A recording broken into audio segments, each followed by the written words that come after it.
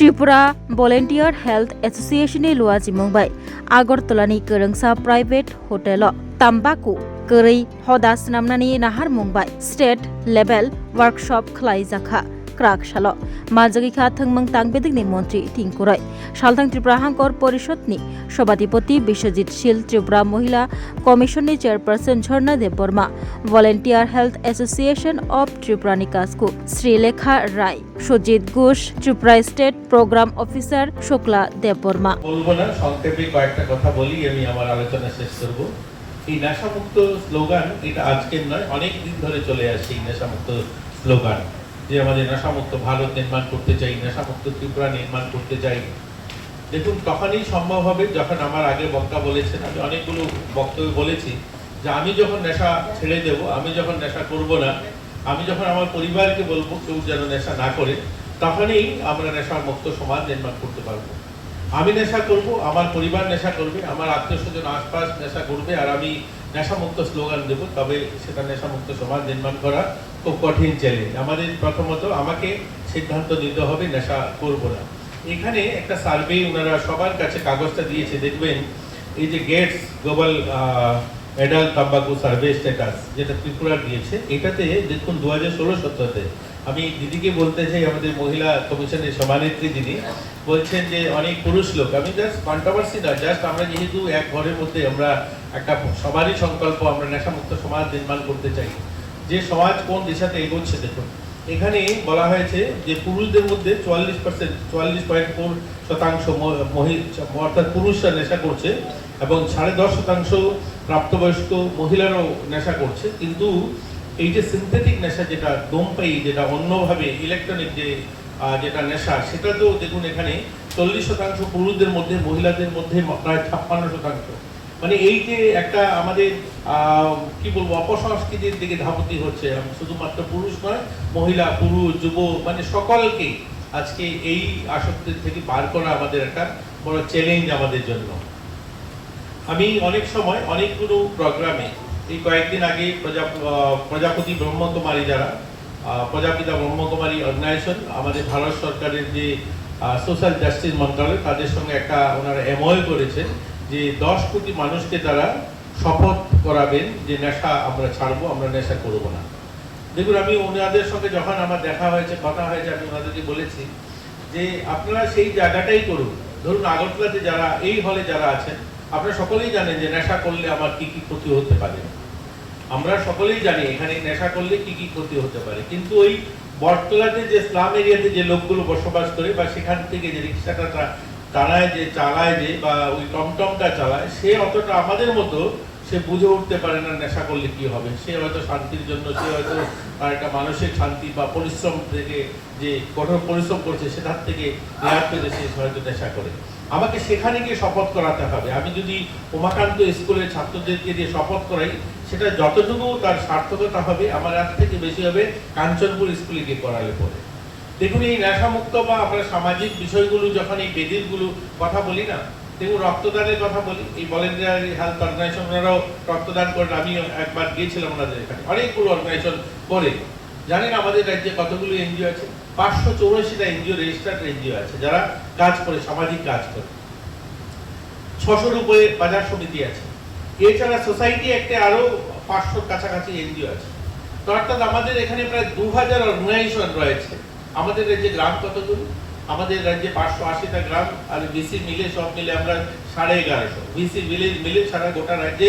1150 আর যেখানে প্রায় 2500-এর উপরে অর্গানাইজেশন কাজ করে ভাবুন যদি অর্গানাইজেশনগুলো মন থেকে কাজ করে হৃদয় থেকে কাজ করে এই রক্ত শূন্যতা আসবে যারা ওই অর্গানাইজেশনের সদস্যরা আছেন সকলে মিলে যদি এক বোতল করে রক্ত দেয় তাহলেই আর রক্তের প্রয়োজন হবে আমাদের মাত্র রাজ্যে 40,000 ইউনিট রক্ত চাই কারণ ওই রক্ত দেওয়াটা বা ওই অর্গানাইজেশনটা করাটাই থাকে এরপরে যে সামাজিক কাজ বা মন থেকে কাজ করে সেটা করে মানে করেন না বা করতে চান না কিন্তু অর্গানাইজেশন তৈরি করে আজকে দেখুন আমাদের এখানে এই যে নেশামুক্ত নিয়ে কতগুলো প্রোগ্রাম কতগুলো অর্গানাইজেশন কাজ করছে কিন্তু সেভাবে আমরা কেন তার সার্থকতা বা সেইভাবে মানে তার যে লাভ বা সেটা আমরা সেভাবে পৌঁছাতে কেন পারছি না ম্যাক্সিমাম অর্গানাইজেশনগুলো শহরকেন্দ্রিক কাজ করে। আমাদেরকে গ্রামীণ এলাকাতে একদম মফস্বলে যেখানে এটার বেশি প্রয়োজন সেখানে আমাদেরকে যেতে হবে, এগুলো আমাদের ভাবতে হবে। দেখুন এই চাইল্ড ম্যারেজ নিয়ে আমার দিদি মহিলা কমিশন আছেন, ওনারা যথেষ্ট কাজ করছেন। আমাদের চাইল্ড কমিশন আছে, সিডব্লিউসি আছে, ওনারা কাজ করছেন যে চাইল্ড ম্যারেজ কমাতে হবে। চাইল্ড ম্যারেজ আমরা দেখি যেখানে চাইল্ড ম্যারেজ হয় বা চাইল্ড ম্যারেজ যেখানে আমরা আটকাতে যাই, অধিক ক্ষেত্রে সেখানে নিজেদের মানুষ ইনভলভ থাকেন, পরিবারের লোক ইনভলভ থাকেন। পরিবারের লোকের সেই সাহায্য নিয়েই এই খুব কম ঘটনা আছে যেখানে হয়তো মা বাবা জানেন না, অধিক সংখ্যক জায়গাতে মা বাবা জানেন, তাদের কষ্টই সেটা হয়। এর জন্য চাইল্ড ম্যারেজ কখন বন্ধ হবে? যখন ওই সবাই আমি যখন সংকল্প নেব যে আমার পরিবারে, আমার আত্মীয় স্বজনে, আমার আশপাশে, আমার কাজের মহিলা কারো বাড়িতে চাইল্ড ম্যারেজ হবে না, দেখবে চাইল্ড ম্যারেজ বন্ধ হবে। চাইল্ড ম্যারেজ এর জন্য বন্ধ করাটা আমাদের জন্য কঠিন চ্যালেঞ্জ, কারণ এই সমস্ত অর্গানাইজেশনের সঙ্গে যারা যুক্ত আছেন তারাও সেখানে কোনো না কোনো ভাবে যুক্ত থাকেন ওই চাইল্ড ম্যারেজের সঙ্গে। এর জন্য এইগুলো থেকে আমাদের বেরিয়ে আসতে হবে। এই জায়গাটা যদি আমরা সুনিশ্চিত করতে না পারি তাহলে এই চাইল্ড ম্যারেজ আটকানো আমাদের জন্য মুশকিল হবে। আজকে দেখুন এই যে বৃক্ষরোপণ, পরিবেশ বাঁচাও এবং আমাদের 5 জুন বিশ্ব পরিবেশ দিবস, আমরা গাছ লাগানোর কথা বলি, এটা আজকে শুরু হয়েছে, আজ শুরু হয়নি না। 1973 রাষ্ট্রসংঘে সিদ্ধান্ত হয়েছে যে 5 জুন বিশ্ব পরিবেশ দিবস, গাছ লাগাবে গোটা বিশ্ববাসী। সেই মোতাবেক আজকে সেই 50 বছরেরও বেশি সময়, প্রায় 55 বছর হতে চললো, এই সময় সবাই গাছ লাগাচ্ছি আমরা। আমি মন্ত্রী হিসাবে প্রত্যেক বছর আমিও অসংখ্য অগণিত গাছ লাগাই, যেখানে প্রোগ্রামে যাই, এই জুন মাসে জুলাই মাসে যেখানে প্রোগ্রামে যাব, স্যার একটা গাছ লাগিয়ে যাবে। এই বৃক্ষরোপণ অনুষ্ঠান 5 জুন তো ধুমধাম করে হয়। আমার যে দপ্তরটা সোশ্যাল ওয়েলফেয়ার দপ্তর, এই দপ্তরে অঙ্গনওয়াড়ি 10,400 অঙ্গনওয়াড়ি আছে। এই 10,400 অঙ্গনওয়াড়িরও ক্যালেন্ডার কার্যক্রমের মধ্যে একটা কার্যক্রম, 15টা কার্যক্রম আছে বছরে, তার মধ্যে একটা কার্যক্রম হচ্ছে গাছ লাগানো। একটা অঙ্গনওয়াড়ির জায়গা কতটুকু? 500 স্কয়ার ফিট জমিতে একটা অঙ্গনওয়াড়ি সেন্টার। এখন 50 বছর যদি একটা করে গাছ লাগায়, সেখানে বাচ্চা যাওয়ার, অঙ্গনওয়াড়ি করার জায়গা থাকবে না। আজকে ভাবুন উমাকান্ত, তুলসীবতী বা এমবিবি কলেজ, গোটা রাজ্যের কথা, এটা জাস্ট একটা উদাহরণস্বরূপ বলছি। আজকে উমাকান্তের মাঠে প্রত্যেক বছর 10টা গাছ লাগিয়ে যদি থাকেন শিক্ষক মশাইরা, মন্ত্রীরা, বিভিন্ন আমলারা, তাহলে কত গাছ হওয়ার কথা ছিল? 500-700 গাছ। সেখানে বিল্ডিং, সাইকেল, কিছু বিল্ডিং করবেন তো দূরের কথা, সাইকেল রাখারও জায়গা থাকবে না উমাকান্তের মাঠে। কোথায় গাছ আছে? কি গাছ নেই। কারণ গাছ নেই কেন? গাছ লাগানো হয়েছে, গাছ বাঁচানোর কোনো সংকল্প ছিল না যে গাছ বাঁচাতে হবে। গাছটা লাগিয়েছি, সেটাকে কি করে বাঁচবে তার কোনো পরিকল্পনা গ্রহণ করা হয়নি। গাছ লাগিয়ে চলে আসলাম, তারপরে বছর আবার গেলাম, আবার গাছ লাগালাম, এই চলছে 50 বছর ধরে। এর জন্য দেখবেন প্রধানমন্ত্রী কিছুদিন আগে একটা স্লোগান দিয়েছেন, গত বছর বলছেন মা কে নাম এক পেড়। এই মা কে নামে এক পেড়, অনেক বিশিষ্ট জনেরা বলছেন এটা আবার কি, এটা আবার কোনটা ড্রামা করছেন, মা কে নাম পেড় কেন? প্রধানমন্ত্রী বলছেন মায়ের নামে, মাকে যতটুকু আমরা ভালোবাসি, শ্রদ্ধা করি, এই ভাবনাটাই যদি গাছটা লাগানোর পরে বাঁচানোর চিন্তা করি যে আমার মায়ের নামে গাছটা লাগিয়েছি, কমসে কম এই গাছটা বাঁচুক, তাহলে ওই যে আমাদের বৃক্ষরোপণ তার সংকল্পটা সার্থক হবে। এর জন্য এই নেশামুক্ত ক্যাম্পেনিংটাও আমাদের সেই ভাবনাতে ভাবতে হবে, মন থেকে, হৃদয় থেকে, একদম আমরা যারা কাজ করছি যতটুকু করছি সেটা যেন সার্থক রূপ পায়। যেখানে গেলে দুটো লোককে আমি নেশামুক্ত করতে পারবো, তাকে অর্থাৎ তামাক ফ্রি করতে পারবো, সেই জায়গাটার জন্য আমরা কাজটা করি। শুধুমাত্র অনুষ্ঠান বা ফ্ল্যাক্সে, ব্যানারে, পত্রিকাতে কোথায় আসবো, প্রচারে আসবো কিনা, সেগুলো ভাবনা ছেড়ে দিয়ে আমাকে মন থেকে, হৃদয় থেকে যাহা আমি 5টা লোককে নেশামুক্ত করবো, এটাই আমার সংকল্প। দেখবেন অটোমেটিকলি আমরা আমাদের রাজ্যকে নেশামুক্ত করতে পারবো। আমাদের রাজ্যে দেখুন ওনারা হোম চালান, দিদিরা হোম চালান, অনেকগুলো হোম ওনাদের আছে। আমি যাই অবাক হই, এই যে বরজলাতে হোমটা আছে না, এখানে বৃদ্ধাশ্রম রয়েছে। এখানে বৃদ্ধাশ্রম আমি একবার গেলাম, তো আমি ওখানে মহিলা যারা আছেন ওনাকে জন্য কিছু কাপড় দিয়ে গেছিলাম। ওনারা বললেন বাবারে আমার কাপড়ের দরকার নেই, রাখার জায়গা নেই টাঙ্কে। একটা বৃদ্ধাশ্রমের মহিলা আমাকে বলছেন যে আমার টাঙ্কে রাখার জায়গা নেই, এত কাপড় আছে।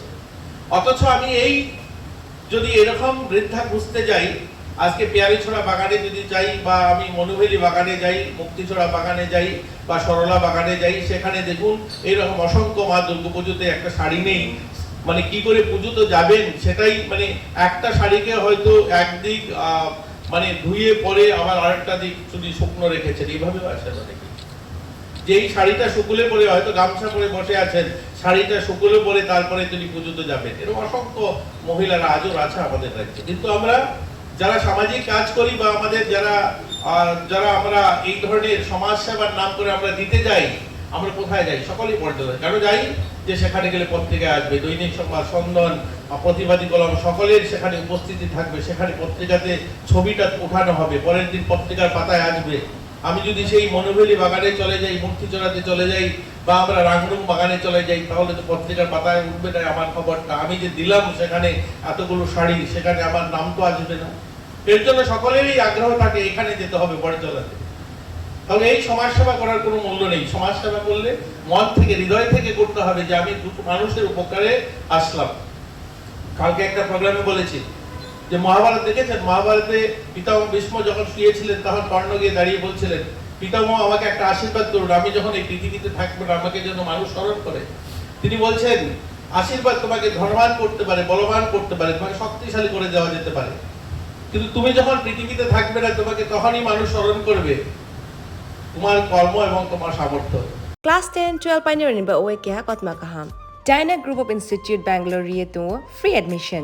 3 eligible students ni ba oe government scholarship puri anai. Roni courses available to GNM and BSc Nursing, PBBSc, MSc, Paramedical and Pharmacy, BBA, BCA, BCom and MBA. College fee ni ba oe hinke na wana ni nai yak mani ke government scholarship by na pore mai nai. Hostel fee moha 4500 monthly mari nai. Seats oha limited and ba oe Dai free na number contact khedi admission la rodi.